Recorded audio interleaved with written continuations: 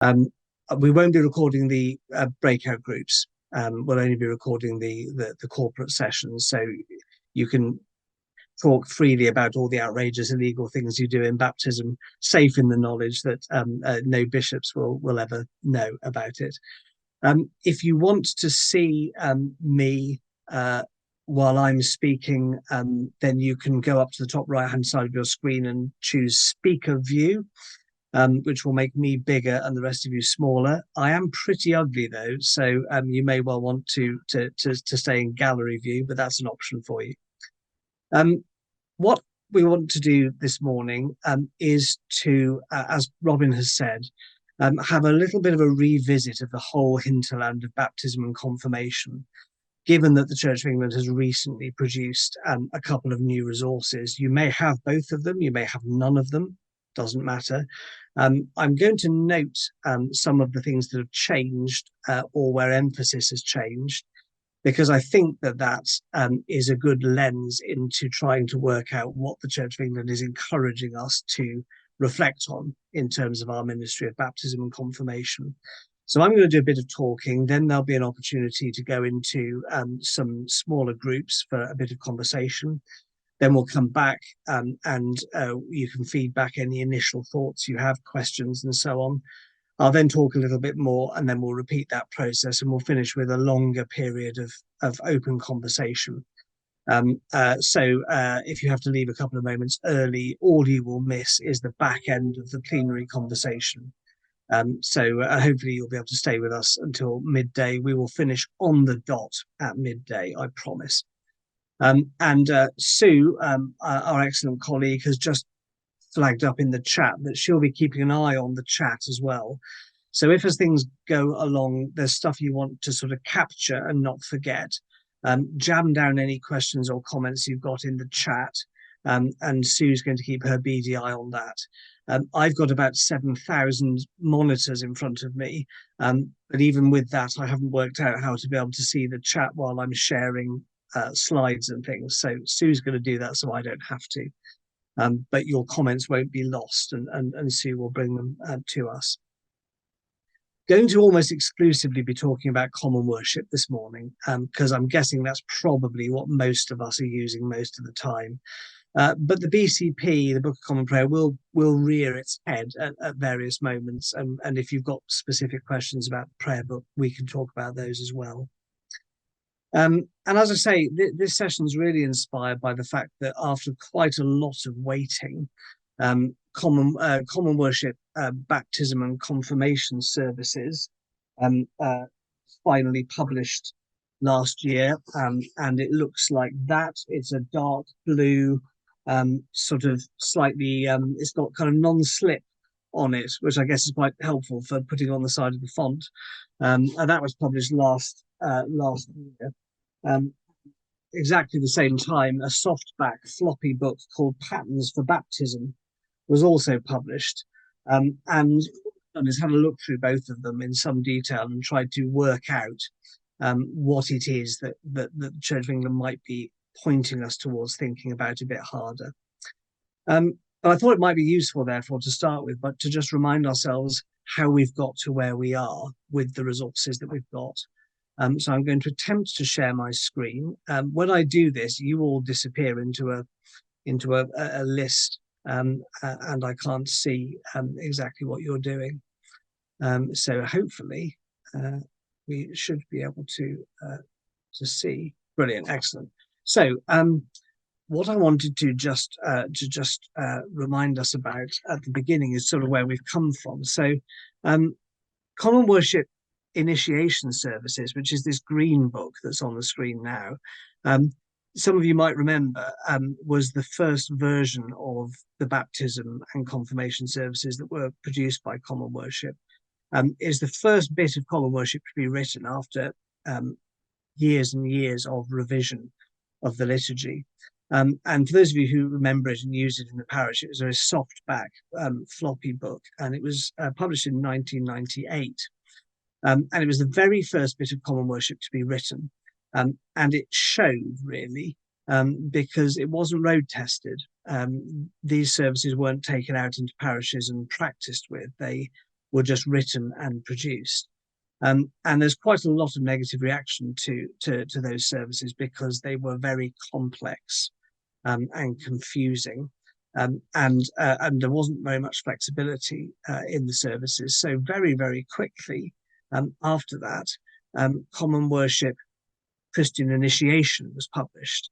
This is actually my copy, and as you can see, it's got water damage all over the front of it from sliding into various fonts. During my ministry, I was a parish priest in 6 parishes in rural Tewkesbury, and then at the cathedral in Salisbury, and I dropped this book into most of those fonts at one point or another during my ministry, and the cover bears the signs of that. Quite a lot of things changed between 1998 and 2006, and lots of amendments and corrections were made, and lots of other things were put into that book. Things like services to help adults prepare for their baptism, and lots of things around the relationship between baptism and sin, and baptism and repentance, and things like that as well.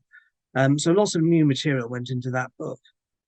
And then, of course, a few years later, the additional texts in accessible language were published. That's the next sort of staging point to where we've got to now. In 2015, as a result of a diocesan synod motion from Liverpool Diocese, the church was asked to produce some other texts to use around baptism that were more accessible, less complicated, and so on. And it was published in this lurid lime green cover, and they're also all available on the website. And this provided additional texts, other texts that could be used at certain important points in the baptism where it was felt the language was too complicated, too dense, to be easily understandable. And I've listed on the screen there the 6 places in the baptism service where this happened.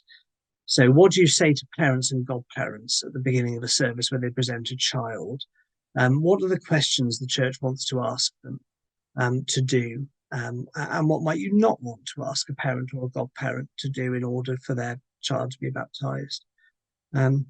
What do we say when we make a decision to follow Christ? What do we say when we're using the sign of the cross, at the water at the font, and so on? And these were more accessible texts that were available. And then bringing us right up to the present day, these 2 books were published last year, which I recently brandished at you through my Zoom box. The dark blue one replaces everything that came before it. So what they've done is they put into this book all of the baptismal liturgies, all of the confirmation services in one book. And Patterns for Baptism, the other book on the right-hand side of your screen, is a resource to help you use the book on the left really well. So that's basically what's going on. There are 2 books, one of which is updated services, texts, and the other is a way of exploring how we do our worship in a flexible way, in an interactive way, in a creative way, but also in a way that allows us to be as generous and welcoming, and for our mission to be as good as it can be. I'll stop sharing. That's just to show you where we've come from, really. What I then did was I looked through everything, and I flagged up issues that I think are interesting for us to reflect on. So this isn't, I'm not going to go through the service sequentially. I'm not going to sort of give you a lecture. I'm going to throw up half a dozen things I think are interesting about these new publications. And then I'm going to suggest you go into your little groups for a bit and talk about what I've raised, and whether you agree with me, whether you disagree with me, whether there's other stuff that bubbles up for you, and we'll have a conversation about that shortly. So the first thing I think I want to say, having read through it, is that there's still this clear message from the Church of England that our acts of worship matter because they tell the congregation, tell the world, tell the parish what it is that we believe. So one of the really interesting things about the work that's been done recently on the baptism service is there's still this clear idea that we need to get this right, because what we do when we worship um, uh, is describing our belief. And that's very much coming back to this idea of lex orandi, lex credendi, this phrase from Prosper of Aquitaine, that what we say publicly um, is what we believe. So there's a really clear strain in these new liturgies that, amongst lots of other things, these are teaching tools, and that actually, when people come to our churches for baptism, there's a lovely opportunity to proclaim the Christian faith. So there's a strong sense in which, amongst other things, these baptism services are opportunities for proclamation, for mission, for evangelism. And that's part of the reason why we've tried to find simpler words sometimes, so that what we're not doing is dumping on people a whole load of complex, dense stuff that is impenetrable. So one of the things I think that's really, really important is that idea that these are opportunities for mission, for evangelism, for proclamation, for teaching, not just of the people who only come for the baptism, but for our regular congregation as well. And one of the things you might want to kick about in your small groups in a minute is, how do we pay attention to that? What's the relationship between this is a horrible word, but the guests who come perhaps only once because their parents, godparents, family, friends of maybe a baby being baptized? What's the relationship between our ministry to them and our ministry to our regular congregation? How do we navigate that? So that's one thing. Another thing I notice is that the books make much more sense than the old ones. They've paid real attention to how stuff gets printed and in what order. And that means there's quite a lot of repetition in the new books, because what they've done is basically given you all the stuff at the front end of the book, with all the notes and options and possibilities and things. And then once they've done all that, they then give you a whole load of example services, so sample services. Here's how a service might look if it's just children being baptized. Here's how a service might look if it's an adult being baptized. Here's what a service might look like if it's an adult being baptized by full immersion. There's much more attention to full immersion, interestingly, in these new services. Here's what a confirmation might look like, and so on. So you get all the resources, and then you get some quite nice, clear examples that you don't have to use, but they're there if you do want them to. And also, really helpfully, a lot of commentary. So I think I've got an example in a minute of where there's some commentary on one side of the page and then the text on the other. So you can read what was going on in the brains of the Liturgical Commission when they were concocting this stuff. So one of the things that they're very attentive to is context. And again, this might be something you want to talk about in a minute in your groups. Much more attention is being given now to the fact that each of our contexts is different. The last book sort of assumed, I think, I might be being unfair, but I think it sort of had in its head a single parish in a upper middle class suburb of a big city. That was sort of the governing idea, and maybe that's because most of the people in the Liturgical Commission were in those sorts of parishes. There's much more encouragement in these books to think hard about what's going to work where you are. Is baptizing in the main Sunday service going to work or not? And if not, how are you going to deal with that? Are you a church that has lots and lots of teenagers coming to faith and being baptized as adults, or not? And so on. So loads about context, which I think is really reassuring.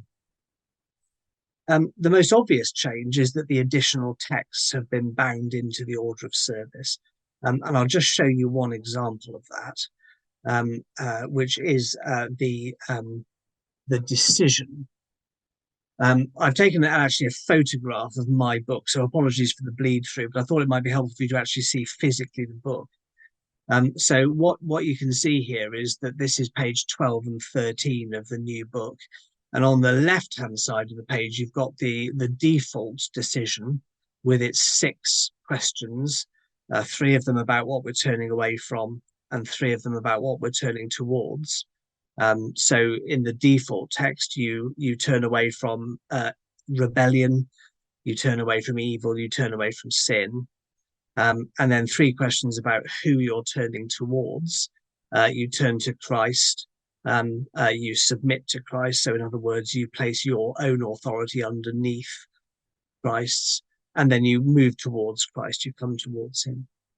But on the other side of the page, you'll notice now is the alternative text printed in, so you can see both of them side by side.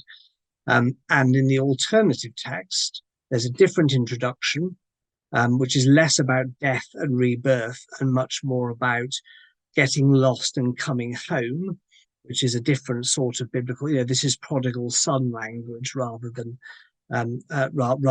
Easter language. And then 4 questions instead of 6. They're still in the same order, so you still turn away from things first and then turn towards.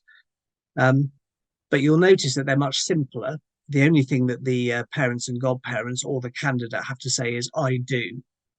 They've only got to remember those 2 words, and they say it every time.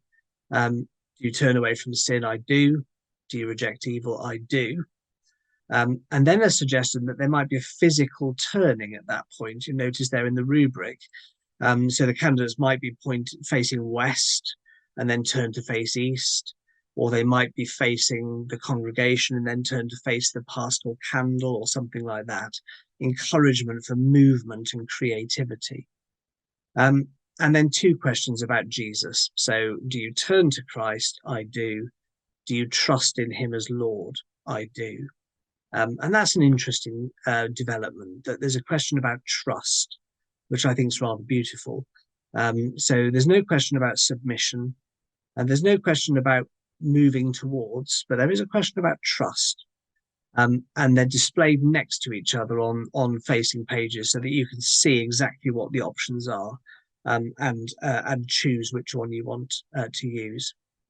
And I guess that those decisions about which text to use in your own place will be based partly on pastoral considerations, partly on liturgical choice, and maybe also partly about doctrine, partly about what you or your worship committee or your baptismal team want to stress. I mentioned that there's a useful commentary, and I'll just show you that now as well, one example of that. So in the Patterns for Baptism book, here's a photograph of pages 72 and 73. You'll see that you've got the text choices on the right-hand side, and then on the left, a really, really helpful commentary about why there are choices and what the choices mean and where they've come from. So this is an example, is the use of oil at the signing of the cross, and it talks about why do we use the sign of the cross at baptism? Where does that come from? Why is it important? What's the history of it? And then it talks about all the different options that you can use, and where you can go to find out about all the choices. And I think this is great. This commentary is one of the most useful things that's come out recently on baptism. Irritatingly, it's not available online. I've written to Church House Publishing to find out why it's not online, and they have not replied as yet. But if they reply while we're doing this, I'll let you know before midday. I imagine they won't, but hopefully sooner or later it'll turn up online. But I do commend this to you because it's got loads of history. It's got loads of pastoral examples of why you might choose to do one thing rather than the other. And all that is very, very helpful indeed, I think. A handful more things before we stop and go into our first session of groups. There's a big thing going on about the tension between things being simple and things being rich. Lots and lots of conversation in the books themselves about if we do things that are really simple and accessible, Does that mean we make them less rich? Does that mean we make things less full? And a really good example of that is there's some conversations about how much of the scripture we use in our liturgy. When the liturgies first came out in 1998, you'll remember that they were absolutely chock full of biblical references, biblical typologies. You had passing through death to life. You had buried with Christ, rising with Christ. There was the River Jordan. There was the Exodus and the Red Sea. There was light and darkness, and many of the prayers had like all of that stuff in one prayer.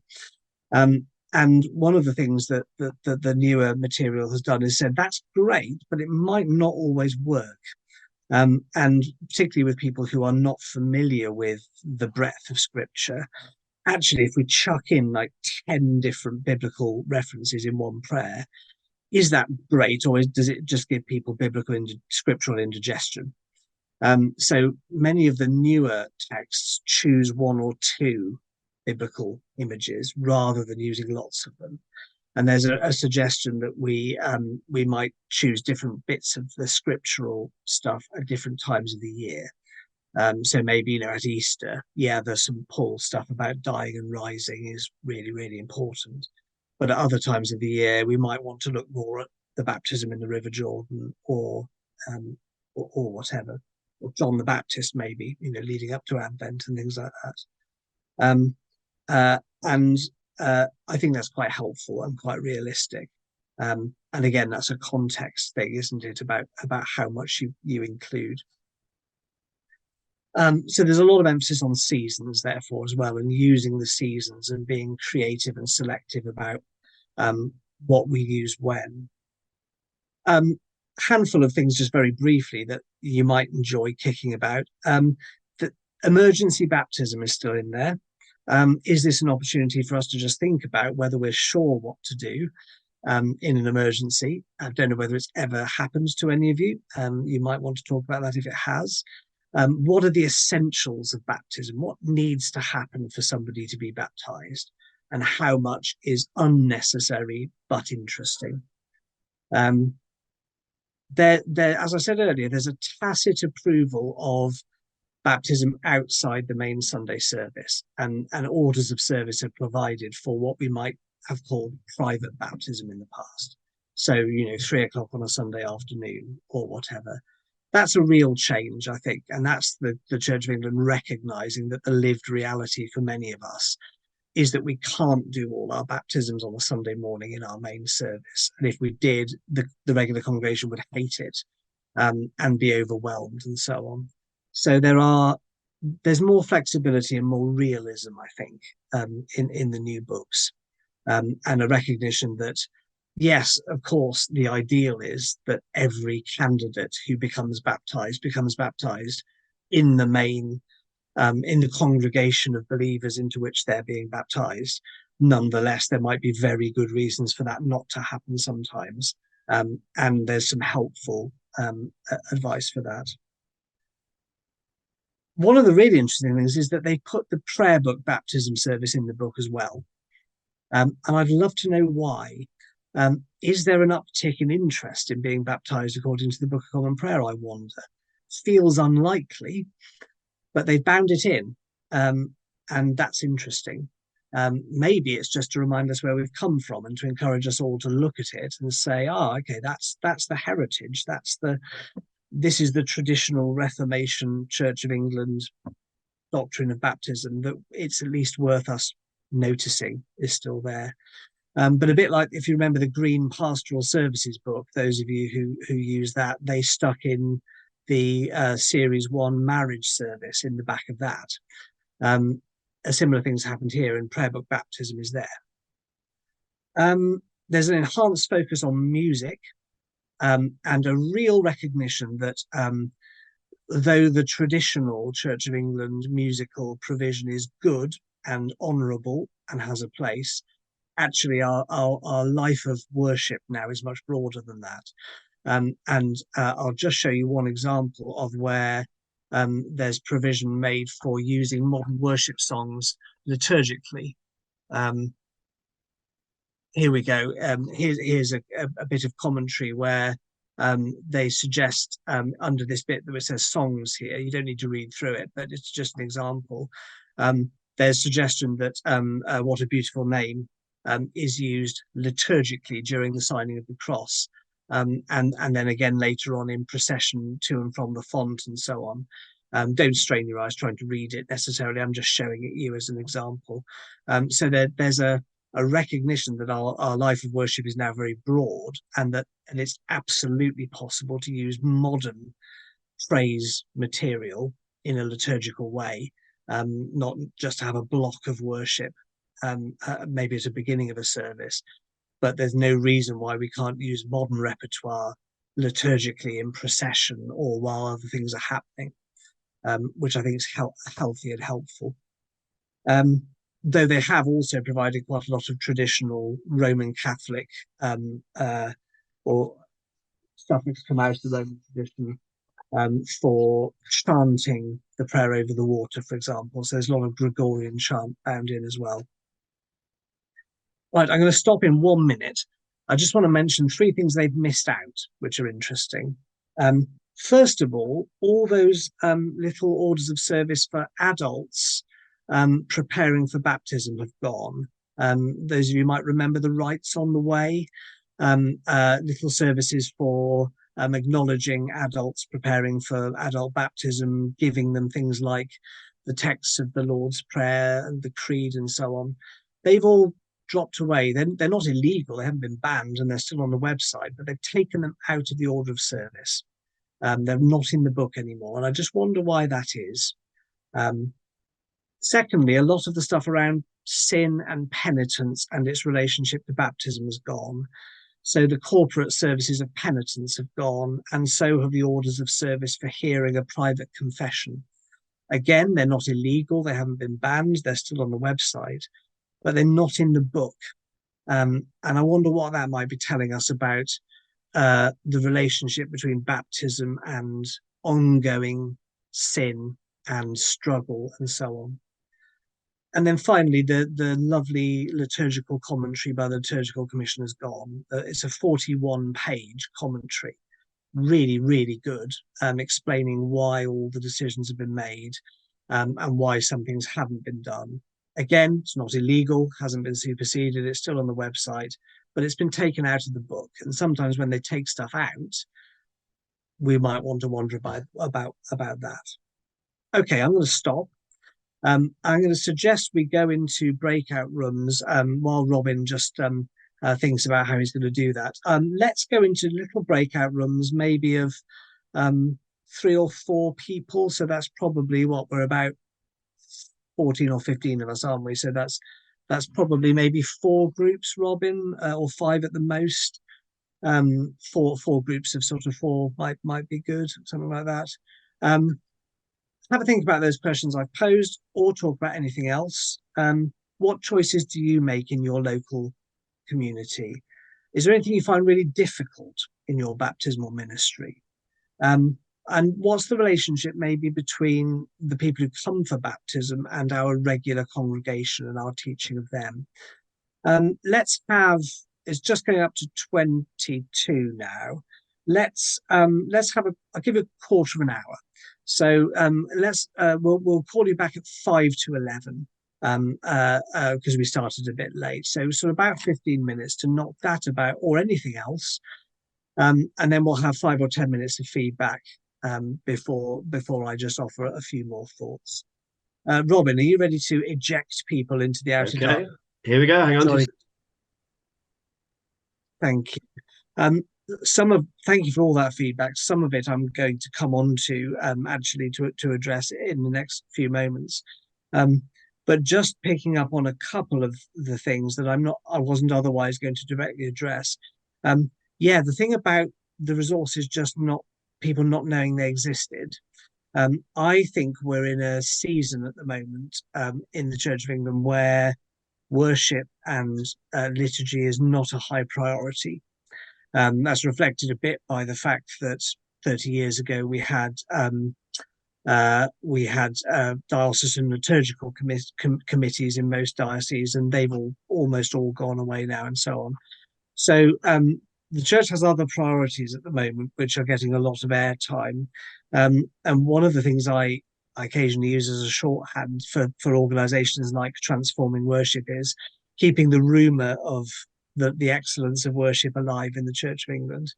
And I think we're just in a season at the moment where this stuff is not a very, very high priority. It'll be interesting to see whether that changes with the conversations around prayers for love and faith, about which we're not going to talk today. But because that's a liturgical and doctrinal conversation, it may be that liturgy comes back around again as a. But it's really interesting that these books were not were not advertised hard and pushed. And as I said, Patterns for Baptism, which is probably the better of the two books, the floppy blue one, is not even available online on the Church of England website at the moment. Everything in the hardback book is available online, but the really, really useful stuff isn't. And we're also in a season where I think people will often fly to the website, grab what they need, and perhaps not sit down with a large book and read it and digest it. Yeah, we need to just keep flying the flag and gently saying it might be really, really important that we take this seriously and be thoughtful about it. The other thing that I wasn't going to talk about directly that I'll just mention briefly and feeding back is, yeah, the question about uh, people just making their own stuff up. And of course, this goes back to that question about, for those of you who like the rules, it's Canon B51, which says that the minister may make such alterations to the published services as are minor and not indicative of a departure from the doctrine of the Church of England in any substantial matter. So the question, therefore, is if you go to a service and people have written their own baptismal liturgy, what might be substantially departing from the doctrine of the Church of England? And do we know what the doctrine of the Church of England is anyway? The emergency baptism service makes it quite clear that all that needs to happen for a valid baptism is that water flows on the skin of a candidate and that they're baptized in the Trinitarian name. Now, it is interesting that I know several of my chums from university who were baptized in the sea in the name of Jesus Christ and not in the name of the Trinity, because that's what the Christian Union were doing. Is that baptism valid? It's probably irregular, certainly irregular. So that's the question to think about. But in theory, as long as someone is baptized in the Trinitarian name with water flowing on their skin, their baptism is valid. But how far we would want to push being able to adapt any of the other material, I suppose, is a question for conscience. And you don't test it until someone complains about the bishop. Complains to you about you to the bishop, and then the bishop says, "Show me what you used," and you immediately eat the bit of paper on which you'd scribbled your ad hoc liturgy.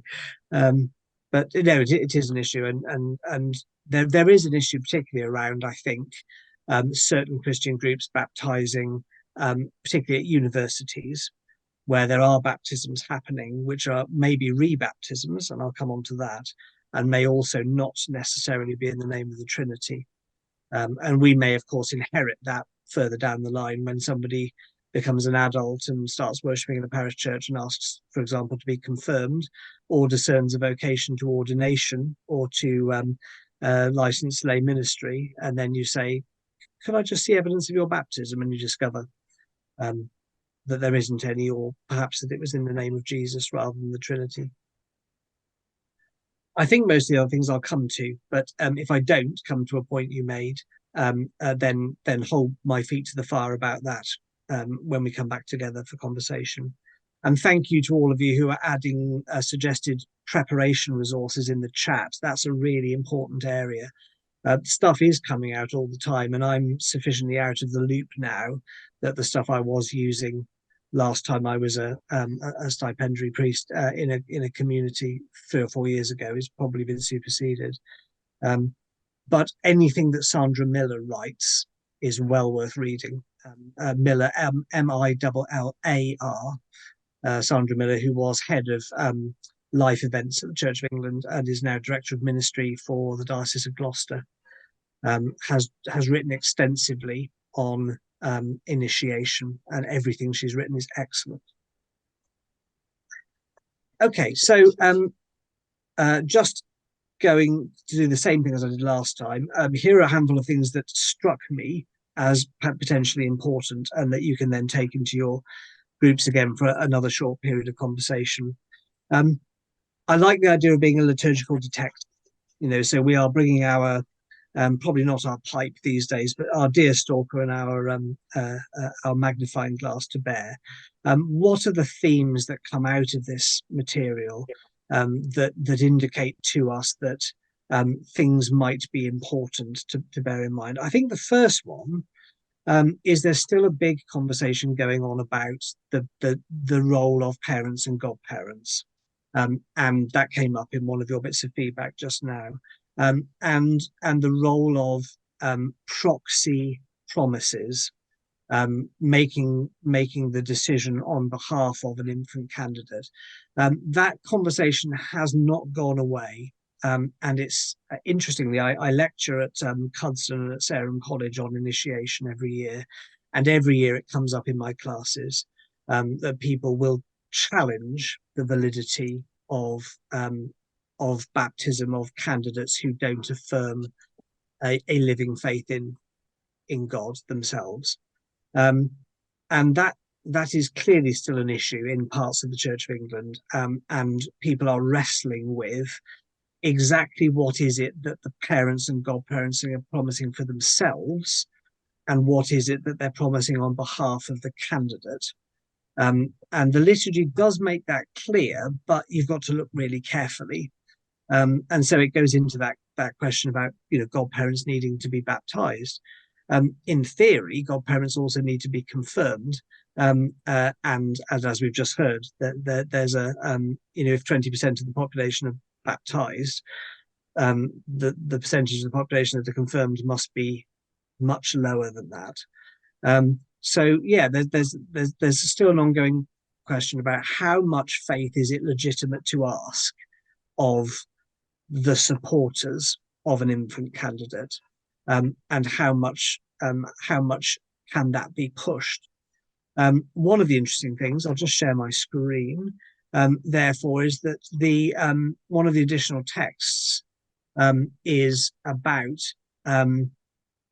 the questions that the parents and godparents are asked. And if you look at what I've just projected, on the left-hand side of the screen is the default text for questioning the parents and godparents at the presentation. And on the right-hand side of the screen is the alternative text. And it's worth noting that even in the alternative, simplified, easily accessible text, there are two things required of the parents and godparents in theory, which is prayer and help. So whereas in the main text, quite a lot of things are asked, will you pray for them, draw them by your example into the community of faith, walk with them in the way of Christ, help them take their place within the life and worship of Christ's church, which are quite big promises for some people to make. Those assertions have been made simpler and easier and less rigorous. But prayer is still required theoretically of the parents and godparents, as is help for the candidate on the way of Christ. So the text has been simplified. There's only one question, not two. But there is still this clear message that parents and godparents really ought to be at least praying. No requirement for it to be Christian prayer, you notice, but praying for their for their charges, and assisting them, helping them in following Christ. Again, it doesn't say you have to go with them to church. It doesn't say you yourself have to even be a Christian, but you do need to help this candidate in their own following of Christ. So there's one thing that I think is an interesting, and again, you might want to kick that about in your groups in a minute. How far do you lean on the parents and godparents, and how much do you not? And do you sometimes manage to baptize a godparent in the same service as their godchild, which I've done more than once? If a godparent isn't baptized, one can sometimes prepare them, probably separately, and baptize them in the same service, which can be wonderful and moving and extraordinary. And of course, there's much more made of the role of sponsors in common worship. So adults who want to support the candidate but are not able to make a baptismal type promise, can be there in other ways, can be sponsors, and can have a liturgical role. So there's one thing. I think there's this thing about faith of anyone other than the candidate is still a hot issue, and although the liturgy is clear, well, not clear, the liturgy does tell you where the boundaries are, but you have to ferret about in it. Practically speaking, in our ministry, how does that work out? There's one thing to talk about. Another thing that's really lent on in the books is preaching. It's interesting. It's reinforced that you must preach at every baptism, and I think that's interesting. So the proclamation of the kingdom of God is still seen as integral to these rites. And one of the things that's given more encouragement than has been before is that the preaching might be the place where you decipher some of the more complex language, and that's been fed back already. That several of you sort of narrate the service as you go along, and it's clear you don't have to preach a 15-minute sermon from the pulpit. That might be appropriate, but it might not be. But the proclamation of it's a bit like, remember what it says in the funeral service, where it says you need to preach a sermon at a funeral, and a sermon is to preach the gospel in the context of the life of the person who's died, which I think is a lovely phrase. Similarly, I don't think it says it in those words, but I think the inference is the gospel should be preached in the context of the candidate for the initiation service. And one of the things that the notes say is you don't need to use the commission. You remember the commission that comes towards the end of the service, which is quite a big, chunky bit of, again, complex text. There's explicit permission given to not use it. It says if you want to cover this ground in your preaching instead, that's absolutely fine.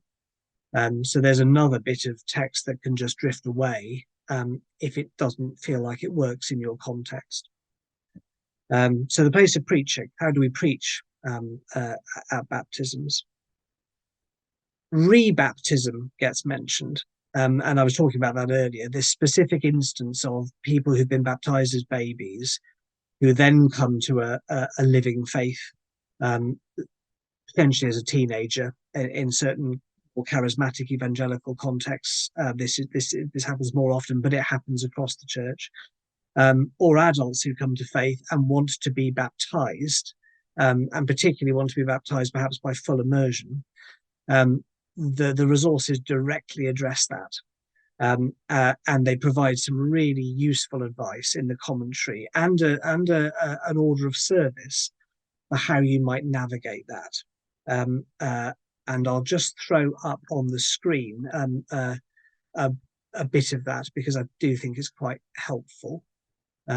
So this is one example of how you might navigate this. Among the young people asking for baptism by full immersion, there are often one or two who turn out to have already been baptized as infants and confirmed as young adolescents. This is a pretend example from a made-up church, but it's an example. The vicar has to explain that they cannot be baptized again.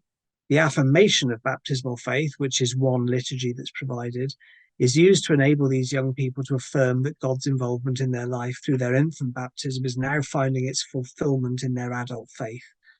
Where immersion is very important to them as a sign of the significance of the step of commitment they're taking, they are invited to use the baptismal pool for this.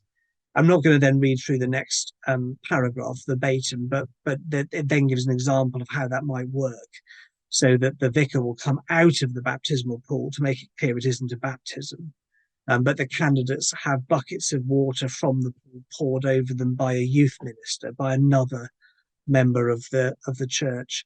And this is offered as a way of fulfilling a desire in a young person for a lot of water, to symbolize their living faith, but clearly signposting that this is not a rebaptism, and that the baptism that they had is legitimate.